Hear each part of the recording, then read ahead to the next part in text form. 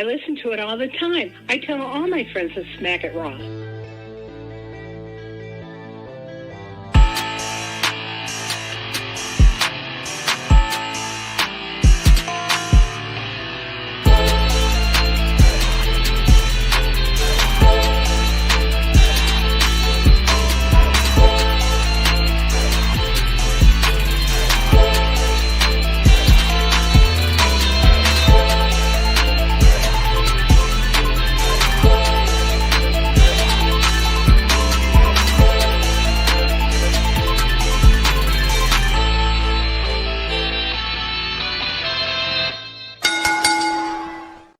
Following podcast contains mature content. The views and opinions expressed by the host are not necessarily those of the host. Listener discretion is advised. Ladies and gentlemen, welcome to Rawflix and Chill, your Monday night edition of the Smackin' Raw podcast. I am your host, patron saint of podcast and Ward Madritter, and it wouldn't be Smackin' Raw without our favorite guests in the chat, Will and Allison from Botch Spots and Chair Shots and All Radio.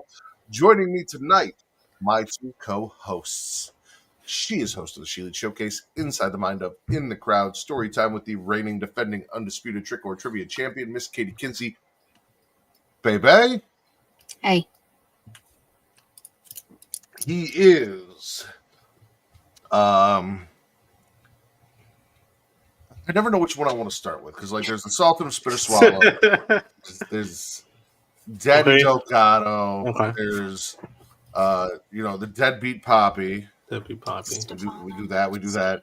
Stefano. Apparently you're a Papacito or some shit from yeah. over there, but we don't do that over here. That's a circle of debate thing. Mm-hmm. There's Steve and or Stefano, depending on which way you want to go with it. Yeah. We will go both ways. Then Cruz Delgado was a new one that we added. Yeah. And then, of course, Vicente Alejandro Delgado Estrada. Does that count as one or like four? My friend Vince. That's one. That's one name. All right. We got nine. How's it going? I'm here. I got a lot of names. I'm happy to be here. More I still want it. than I do. Those are all of his aliases for Everywhere. That's crazy. That's he has Vince. That's 10. Bam. There you go. Done. Hi, guys. Hey. What's going on? I'm not feeling like all right. we got a lot to talk about. So you see down there, it says twitch.tv/Creation World. Go there. Amazon Prime, Twitch. You link your accounts. You get a free sub. Give your sub to your favorite Twitch streamer. Support Twitch streamers. We like subs. Yeah. Me, Katie, anyone on Twitch, give it to them. YouTube.com/Creation World. Free to like, to subscribe, to comment. What does that do? Boost the algorithm, find new listeners. Yep. Why is that important? Because you're horror. Correct. Me, horror. Yes. I like attention. That's why I podcast. So give me the attention that I so crave and do all of the things that I mentioned, like subscribe and comment. While you're at it, flick that bean, hit that notification bell, get notified every time we go live. 15 minutes after Monday Night Raw, 15 minutes after Tuesday Night NXT. Thursday, 6:30 p.m. Central, 7:30 Eastern for the Creation Conversation, if nerd news and video games is your bag, or 15 minutes after Friday Night SmackDown. Also, we just did an episode of Getting Off last night. You guys should go check out, where Katie and I had a blast talking about idle hands. It was a fun time. And that is every other Sunday, but the next one will be March 30th, and it will be Trick or Trivia, so join us for that. Yeah, that's it. Yeah, all the plugs out of the way pretty quickly. Did it. Proud of you. Katie. Hey. These are rumors. Yeah. So Revolution happened yesterday. Nope. Only one new champion was crowned. Kenneth Jerome, Omega, fully won. Jerome over Omega. That's a beat Takeshita to become international champion. Christian cashed in his Money in the Bank equivalent contract, made it a triple threat, and proceeded to get choked out and lost. So that was the thing that happened. Yep. Yeah. So that sucks. Tony Khan had the opportunity to like end a pay-per-view with like a good match, and he didn't. So that's on him. Haha, bozo. Sucks for you.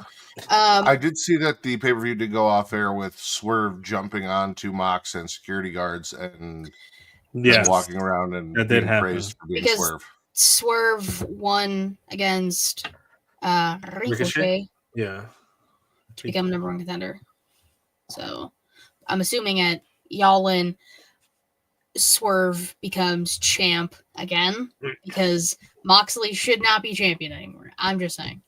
Is he even really a champion? We assume he has the championship in the briefcase, but for all we know, it's just his lunch. Like we don't know what's actually in there. I was thinking dirty laundry, but I mean, I think he just wears it to the ring. Dirty laundry. No, he dresses like Impossible now.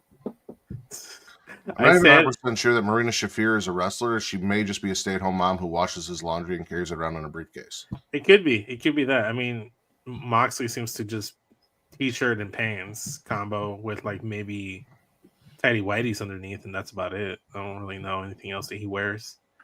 Keeps it pretty. He's definitely a boxer briefs kind of guy. Definitely tidy whities, man. He strikes me as a tidy whities man. I don't know, Chad. What do you guys think? Is Moxley a tidy whities or a boxer briefs? That's a terrible question to be asking. The only other thing that I saw is we now know where and when the WWE Hall of Fame is taking place in Las Vegas, Nevada, at the Fontainebleau Hotel at, I believe, Vegas-wise, that's 10 p.m., so 1 a.m. Eastern.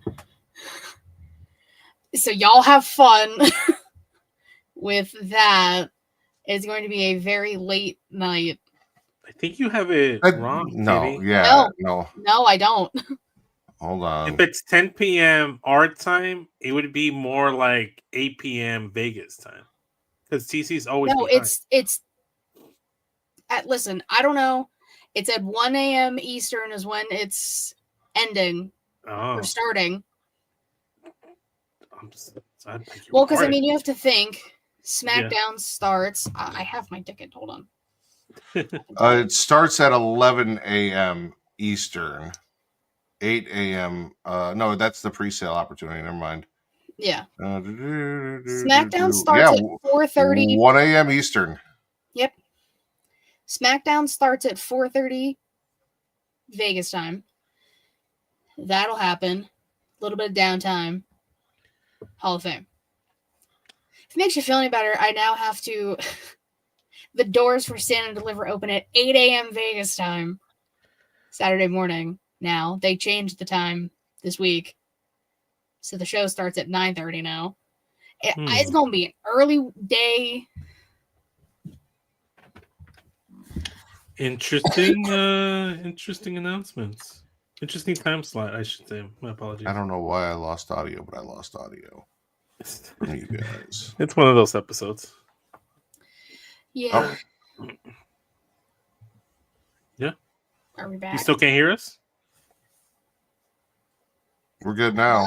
Okay, cool. It does this weird thing where the audio cuts out and then it comes back, but it like fast forwards. It's like buffering and then fast forwards through all the audio and gets me cut up to like where we're at now. I don't know what the fuck that's about, but it's done it a few times on me. Okay. That's no bueno. Looks like it's gonna be one of those nights. Yeah. We'll see. But yeah. So late night for all the Hall of That doesn't Fame. even make any fucking sense. Hey. I think they should have just had a T-Mobile Arena after SmackDown, like they did in Philly. But whatever. I was a proponent for them to do it like maybe prior to SmackDown. Maybe. No? I don't know. I thought that might have been an option. I don't know. I mean, I guess we'll see what happens. They want people to make it there, so we'll see if they show up. Well, we know my math is mathin'. So we're starting at 4:30, which is already half an hour earlier than SmackDown normally starts everywhere else, because that would be 6:30 Central Time and 7:30 Eastern Time. Mm-hmm. So we're already starting half an hour earlier. And SmackDown's a 3-hour show. That means we're done at 10:30 Eastern, 9:30 Central. And somehow we are going to wait from 10:30 to 1 fucking a.m. Eastern, midnight Central, to do the Hall of Fame. You need damn near 4 hours. And then you got to give these people some rest because then they have WrestleMania Saturday the following night. Like, I don't understand why not just do it on a Thursday. Did you not hear what I said? I got to be at T-Mobile on Saturday morning. Yeah, no. It was open at 8 a.m. PT. Jesus. PST, whatever. That's crazy. That's crazy. I'm like, that sucks. That does suck. Yeah, I don't know. That's a lot. I won't be hungover. That'll be going into Friday. Yeah. So, yeah, no. So nothing that makes zero fucking sense to me. But you know, I'm not Triple H. I'm not Paul Quebec. I don't know. Maybe to give people time to actually be ready. Oh, and say the resident Vegas man. Yeah, well, I mean, hey. Well, seeing as Fontaine Blue is your namesake, maybe partially part owner, could you do better there, TC? That's crazy. Maybe. Wouldn't that be wild? A wild development.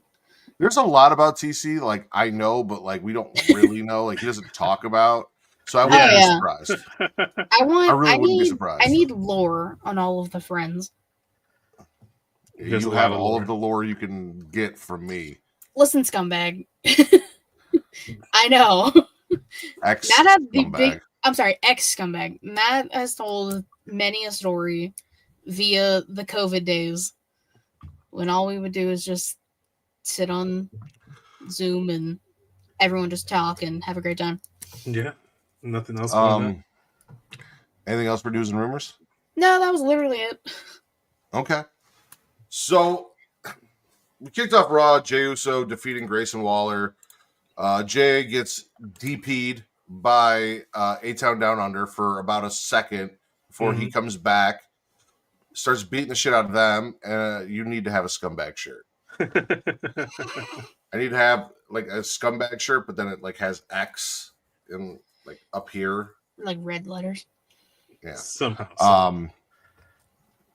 Gunther shows up, big spoons Jay to sleep because Gunther said he is going to make sure that Jay's road to WrestleMania is a bumpy one. Yeah. True. Yeah. I mean, Gunther just likes to attack Jay from behind. He just likes grabbing him from behind. He just like cuddling him to sleep. That's all. Yeah, and cuddling him to sleep. Everyone loves a good cuddle now and then. Ain't nothing wrong. Sorry, I was reading TC's quote. Oh yeah, I know. I saw it as well. I'm just so we have 39-ish days. It's like by the time 40, 39, depending on who you ask. Is this gonna happen every week? Like Jay's gonna have a match, and then Big Goon's gonna come out and attack him. I mean, they have to try to find a way to be more creative in the way that Gunther is gonna like make Jay suffer leading up to WrestleMania. Because if this is what it's gonna be, like Jay is involved in something on the side, he has some side business, and then Gunther grabs him from behind and rocks him to sleep. And it's gonna get stale and it's gonna get boring very fast. It's already stale and boring already very fast. I do not. If Gunther comes out and does the same shit next week, I am done and over with. At this point, Jay won the Royal Rumble, and I'm a proponent for. You told me that the Royal Rumble winner is the main event of WrestleMania, so I feel like that should be the main event. But after tonight, I already know what one main event should be, and it is not Gunther versus Jey Uso. After the 100th time that Gunther big spoon Jey Uso after a match, big spoon Jey Uso. I mean, if the women never get to main event when they win the Royal Rumble, the men don't either at this point. Fuck it. Fair.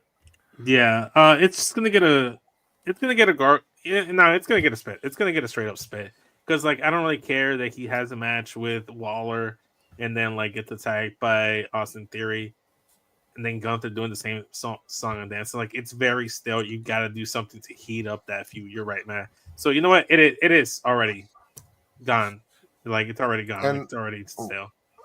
What part of 10 Weeks of Hell did people not understand? Yeah, but it's supposed to be hell for Jey Uso, not hell for me to watch. Yeah, it's starting to become hell for the fans. Why doesn't Gunther just like, as Jay's coming down the steps, just push him? Why doesn't Gunther run him over with a fucking car? Like, honestly, he did it for The Rock. Yeah, at this point, do random shit like attack him like while he's doing his entrance. Like he doesn't even make it to the arena one time. He gets attacked like Bret Hart did by the Nexus. You know, steal his Uber after the show so he's stranded at the arena and can't go back to the hotel room. Yeah, dude, I don't know, like steal his clothes when he goes in shower, so he just walking around in the towel or something. I don't know. Like I feel like you guys Vince. I feel like Vince takes it to weird places sometimes. What? I feel like Vince just wants to see Jey Uso in a towel. That's what. I mean, we have seen Jey Uso in a towel again. Like recent, like I said, spice up the feud. I said spice it up. All right. Or for funsies, have Jay attack Gunther. Give him some hell. Finally. Something. That probably won't be until like the Raw before WrestleMania, where he finally smartens up and says, "I've been tired of getting my ass beat for the last 40 weeks. I'm gonna do it now." Speaking of things. Oh, sorry, I hit the wrong button. I was trying to mute myself. My fault. Speaking of things that nobody wants, Logan Paul comes down to the ring to a chorus of boos. And if it wasn't clear enough that nobody gave a fuck what he had to say or wanted to see him, he walked out into the crowd and had comedian Andrew Schultz tell us verbatim that nobody's here to see Logan Paul.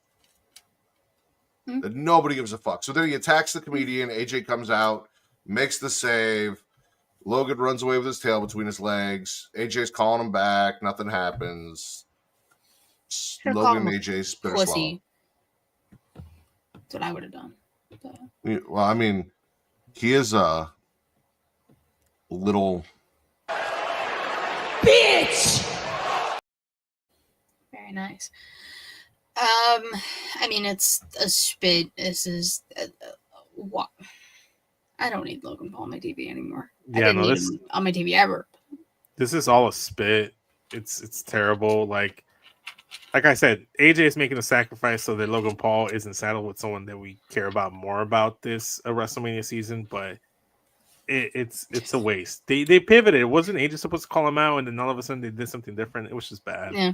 At this point, it's not good. What he did. Stop breathing heat. True. All right. Logan Paul and Andrew Schultz are the same person. Fair. Logan is actually more tolerable. I only know Andrew Schultz from, like, what was that show? Guy Code on MTV? Yeah, that's where I knew him. That's the only thing I know him from. So yeah, I don't know anything about the man. He was also getting booed. That's all I know. Yeah. You guys can tell me if I'm wrong, but I think we're just going to burn through all the boring shit and save what I think are the three most important things to talk about for the end. So Raquel defeats Bayley to become the IC Women's #1 contender. Boo. Bullshit. That's a big fat spit. Bayley tried her hardest to make this something, and she couldn't. The crowd was fucking dead. I heard a pin drop in that arena. Like, it was that quiet. Dom got Finn an IC title match and then also got a hug. Yeah. Yeah. And then was just glaring. No, they're up to some shady shit. No, I don't think so. I think Dom's heart is in the right place here. He's trying to, like, give Finn the shot. Liv is the one that's like, oh, you should have just taken the shot for yourself. And he's like, no, I believe in Finn. I believe in Finn. Listen, hold on. Pause for a second. Let's not go that far. I got to give Liv all the props in the world because I feel like she makes it feel like she is actually kind of attracted to Dominic Mysterio and there is something there. So, like, props to her for making that feel as real as possible, even though we all know that, you know, he's married, right? Yeah, he's married. Yep. They just celebrated an anniversary like a few weeks ago. I gotta give her a props for that. And I hate to say it because I mean I love the man and he is That is America's ass. But Cody Rhodes comes out. It was supposed to be a Miz TV segment. I don't know what happened to the Miz or why he wasn't there. Oh yeah, I forgot. Was it supposed to be a Miz TV? No, I think it was supposed to be on SmackDown. Is that on SmackDown? It was on SmackDown. Yeah, it was all three. I made all three things together, so yeah. The match cards got blurred except for NXT because that's kind of obvious which one's which. Yeah, but Cody comes out bitching about how John Cena's not showing up, and I don't care that John Cena, is a Hall of Famer who called a shot, and I don't care about this, and I don't care about that, and blah blah blah. But listen, I'm gonna need better. From we started really hot and it was really interesting. Yeah. Friday and today, if it's just Cody coming out there and saying the same thing over and over again, it's going to get old very, very fast. No, Cena's going to be there next week. He will be there next week, and they made. But is he going to say anything, or is he going to fucking do what he did at the fucking press conference and not? Something's going to happen. So I'm gonna give it the benefit of the doubt and the grace that it's John Cena, it's Cody Rhodes. They're gonna do something interesting next week. It's kind of hard for Cody Rhodes to really say anything different than he did on SmackDown, because it's what was the whole point of having Cody Rhodes there tonight, or having Cody Rhodes on SmackDown? If it was the same promo, it was essentially the same bullet points. He just worded it differently. He punctuated his promo on SmackDown with, "If you want some, come get some." And then this week he ended his promo with saying, "John, I'm the captain now." And that was the only interesting thing that he said. Was everybody's making the meme, It's all fun and games until Cena comes back and smokes him on the fucking mic. So it's fine. John Cena has to come back and smoke him on the fucking mic. And it's got to light a fire under Cody. So for this shit to hit that next level. So I'm looking forward to that. Right now, we're just kind of we're on cruise control right now. And unfortunately, that's kind of where we're going to have to be until we see something different. All right. Boring stuff's out of the way. I feel like we have 3 segments, and there was one for each of us specifically.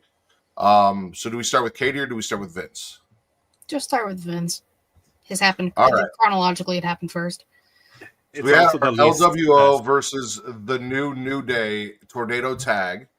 And during the match, La Migra showed up, attacked the LWO, got hauled out by security. Then backstage, Chad Gable's getting an interview from Kathy Kelly, and she's all like, "So you got your luchador mask?" And he came out and he's like, "I don't know what the fuck you're talking about." And she goes, "We know it was you. It was you. Just fucking admit it. It was you." And then La Migra in the American fucking luchador mask is getting taken out by security. And Chad's like, "Yeah, fucking told you so." I'll say this. So I thought the match was very clunky to start, and with the tornado tag match, if you wanted to be nobody gives a fuck about the match. We want to talk about Chad Gable and his mask. Fuck the match. New Day won. Mask. That's not, again. Who's the man under the mask, and how did they make the switch if there was a switch? That's what we need to know. I don't know, but I think the best part of that was whoever that was under the mask was gracias instead of a thank you. So what? Is Ray Fenix the same height? I knew you were going to Chad say Gable? that.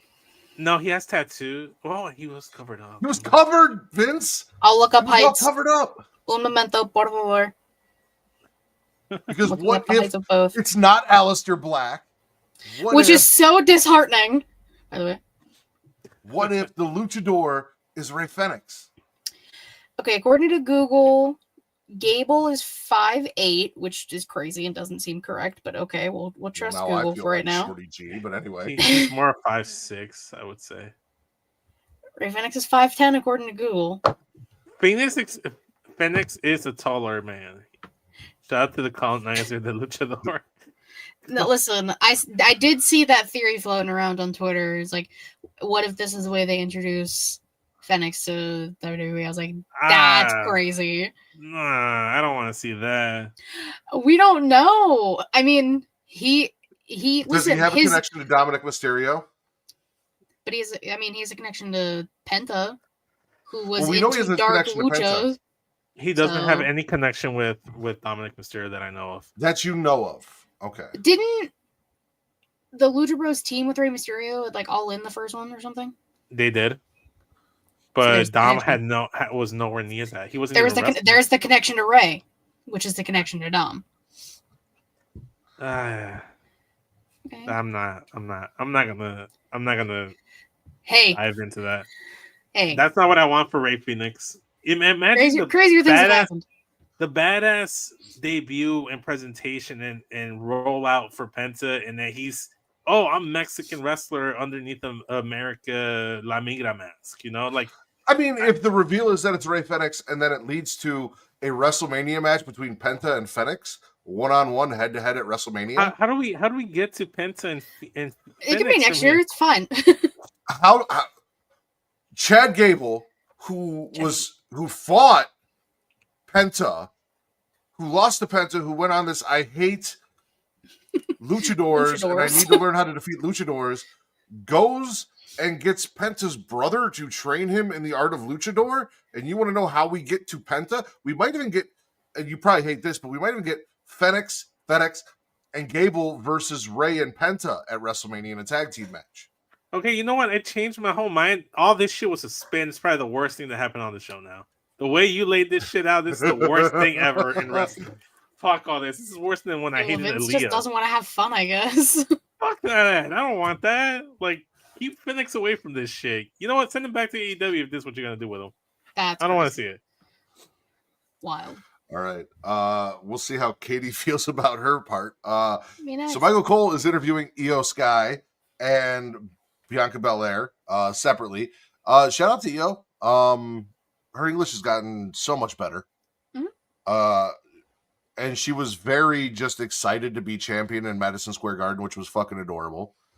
Bianca just wants to come out and talk about their match that they're going to have. And Rhea Ripley says, no, fuck that and fuck you. Why the fuck were you even ringside? Why were you out there? Why couldn't you just let me handle my business? You're afraid of me. You know you can't beat me. That's why you showed up. And she's like, listen, you know you can't beat Io. And you're just mad because I didn't only clap for you. I clapped for Io too. So, and they're in each other's face. And Io like tries to be like, hey, girls, it's cool. And Rhea muffs Io, which was like very disrespectful and kind of fucked up. And it looked like Io was going to take it. So then she tried to get back in there, and then Bianca did it. And then she said, fuck that. She pushed them apart, slaps the fuck out of Rhea, walks up to Bianca, pushes her, slaps the fuck out of her. And they're both just like, what the fuck just happened? Like, you put some respect on the fucking champion, Io. Now, goddamn. Let me say something. This is very reminiscent of Charlotte, Rhea, Bianca. I was saying the same thing.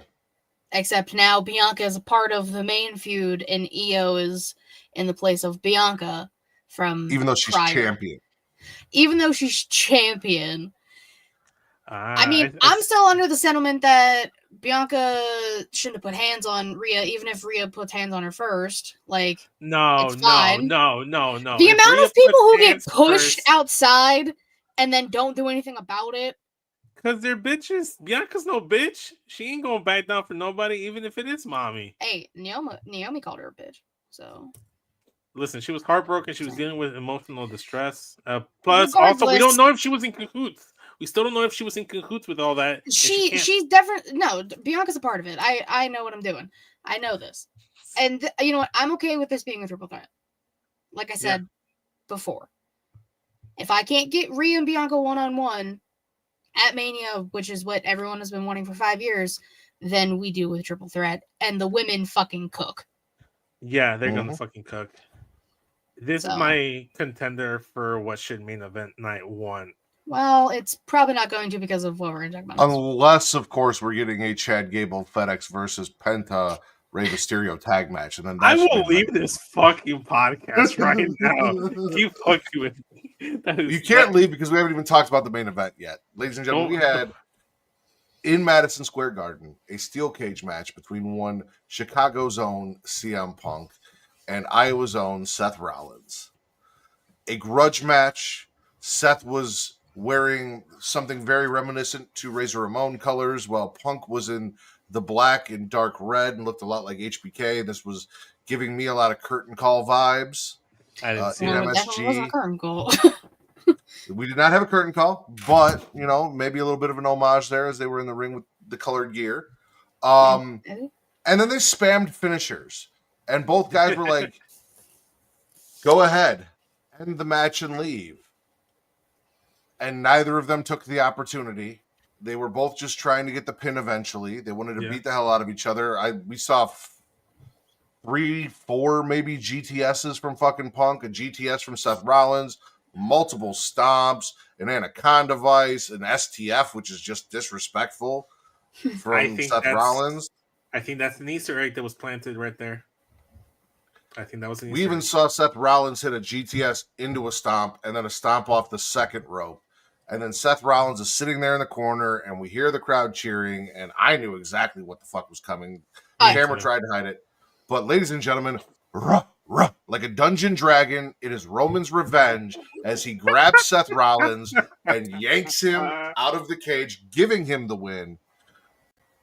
Beats the fuck out of that man. Tries to murder him on the steel steps because, again, Roman's revenge. That you did it to me, I'm going to do it to you. Security stops him, and then Roman looks over, and Roman gets a little jelly because Paul Heyman is in the ring with CM Punk, and I think that might have hurt the OTC's feelings a little bit because he immediately then went into the ring, which nobody tried to stop him from going in and beat the fuck out of CM Punk.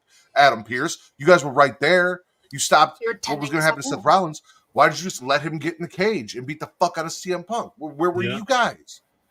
I mean, he definitely did more damage to Seth on the outside than he did to Punk on the inside. There's going to be issues. Hey, somebody can do it.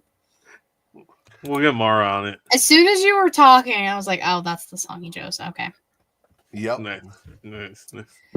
Well, now I'm going to be listening to that song when we end this. So thanks. Real talk, though, I might just play it too. This is a bunch of stuff that happened. A lot of cool stuff that happened. There was a lot of span finishers, like you said. At one point, it just it started off a lot slowly as well, and then there was a bunch of elbow drops and what have you from Punk. And I don't know. It wasn't until they got to the spamming of those finishers that the match started to pick up steam. This is not better than their match that they had on the Netflix debut for sure. But I love the way that was even a good match. To each his own. But I love the way the match finished. I wish Roman was able to pull out Seth sooner after the top rope curb stomp because it really just seemed like Seth was right there just waiting for the spot. But aside from that, that's just nitpicking. Roman takes out Seth Rollins, essentially giving him the win while also giving Punk a protected loss. Now this feud is technically 1v1. They need a rubber match. It's not going to happen at WrestleMania. They might go ahead and do it at SummerSlam down the line. They might push it down a few months later. But I love it. And then the inclusion of Paul Heyman helping up CM Punk, Roman Reigns getting jelly, going ahead and destroying CM Punk. Now we have a reason for CM Punk to go after Roman Reigns. And that's what I was trying to get to. It's we know that Seth and Roman have their beef. We know that Punk and Seth have their beef. How is Punk and Roman going to get their shit intertwined and what have you? And Paul Heyman was the obvious answer. Paul Heyman's the obvious answer, but yeah. I liked it. It was a great way. It was a fantastic finish to a very lukewarm, shitty Raw, to be honest. No, listen, 99% of Raw was garbage. Dare we say probably the worst in the Netflix era so far. 100%. This match was fun. Finish. Yeah. I was basically playing 2K.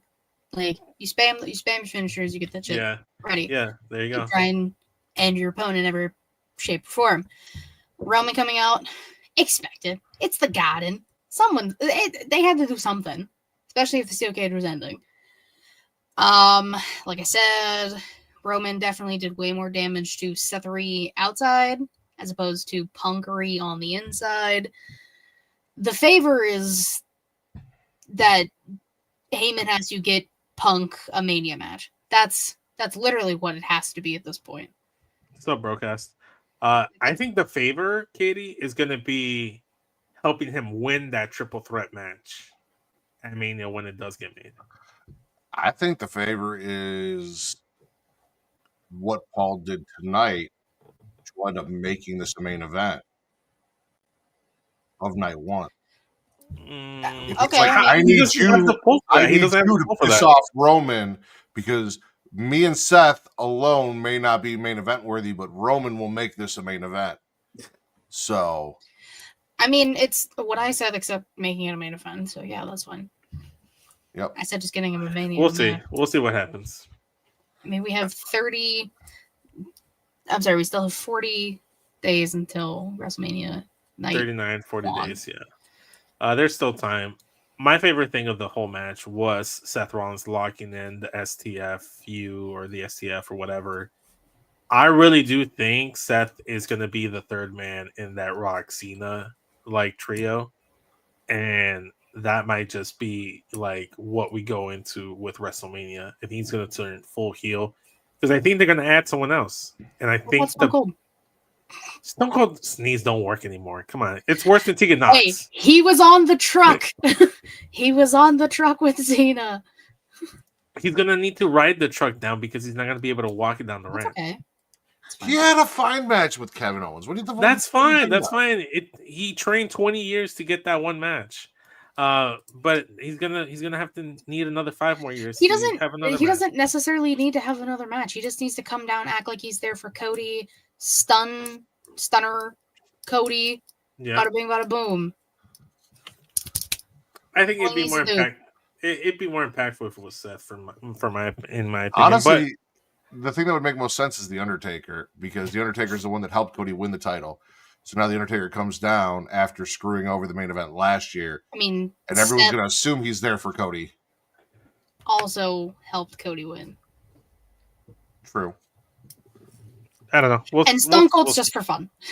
Stone Cold would just be for fun. But I'm telling you right now, it's going to be an overbooked mess, just like it was last year and how it was 2 years ago. It is going to be fun. It was going to be a fun time. As long as Cena wins, I don't give a flying fuck. Yeah, I think Cena needs to win. I think he really needs to win, and I really want to see him win. And he didn't say anything about Taker's knees, so he's biased as fuck. Oh, no. He's biased as fuck. Taker's not going to be... The reason Taker rides the bike is because he can't walk from point A to point B without Michelle holding his hand. Austin's got an ATV. Undertaker's got a motorcycle. They don't need to walk down the ramp. They're going to have a ramp. They just need to get into the ring. Yeah. Just get up on the apron and roll. Which we know they can do. So they're going to need one of those handicap ramps or whatever to get up to the ring. Because they're not getting enough. 75% bionic. Exactly. Smack or Monday Night Raw, Spit or Swallow. Yeah. I'm gonna spit it. It was a bad show. Gargle because the main event was fun. Yeah, I'm swallowing for Roman's revenge. The rest of the show could have been complete total garbage, and I'm swallowing for Roman's revenge. It really did save the show. We're gonna get CM Punk in the main event of WrestleMania, and I'm excited for that. That's crazy. I'm not so sure, but I'd be okay with it. Katie, where can they find you? You can follow me on Twitter, KatieWrestling13. The link to I'm about to take everything She Elite Showcase, twitch.tv/She Elite Showcase, and youtube.com/She Elite Showcase. Typically Thursday, 6 p.m. Eastern-ish, except this week we're going Wednesday after Dynamite. Vince? Check out the Get Show podcast. We're doing March Meatiness tournament, talking about the 16 best physiques in wrestling. Check that out on Circle of Debates YouTube channel. Wednesday at 10 p.m. Central Standard Time. We'll be live.